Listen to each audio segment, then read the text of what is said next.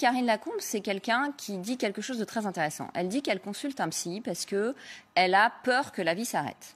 Et là, on voit bien comment la peur qui a été utilisée pour aggraver la menace, pour inciter les gens à obéir aux recommandations, c'est pas seulement être gouverné par la peur, c'est aussi que ceux qui décident sont eux-mêmes gouvernés par leur peur. Sur cette question-là ? Oui, bien sûr que je les ai vus, c'est pour ça que je vous en parle. Ouais. Ils le les disent. Britanniques, je le dis à ceux qui nous écoutent, exagéré la menace. Les Britanniques ont confessé cette semaine avoir exagéré la menace pour faire adhérer les gens. Pour faire adhérer les gens à la vaccination. Ils l'ont dit officiellement, c'est-à-dire que c'est l'équivalent de l'agence sanitaire britannique qui a dit oui, on en a fait des tonnes pour que les gens aillent se faire vacciner plus vite. C'est toutes les études sur ce qu'on appelle l'appel à la peur en psychologie, en augmentant la menace et en augmentant le sentiment personnel de vulnérabilité, notamment par des campagnes de publicité qui mettent en scène l'intimité, comme cette grand-mère qui, sur un champ romantique, retrouve son petit-fils, etc.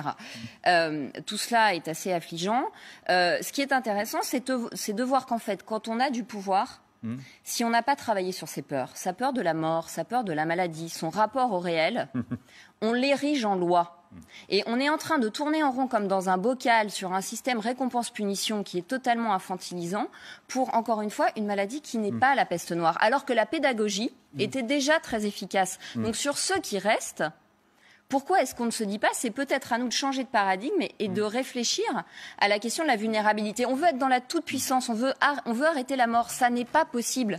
Là où je rejoins ce qui a été dit, c'est qu'il va y avoir des conséquences démocratiques dans toute cette histoire. Non pas qu'on va vivre en dictature, mais je trouve que la vraie démocratie, c'est pas seulement le droit de vote, c'est pas seulement les libertés individuelles, mais c'est d'avoir des citoyens tout simplement éclairés, en capacité de penser. Et là, on a l'impression que tout est fait pour qu'on ne pense plus, soit effectivement par la peur, soit en faisant nous de purs consommateurs. Donc, je crois que la société d'après sera encore pire, comme l'avait dit Houellebecq, que celle d'avant.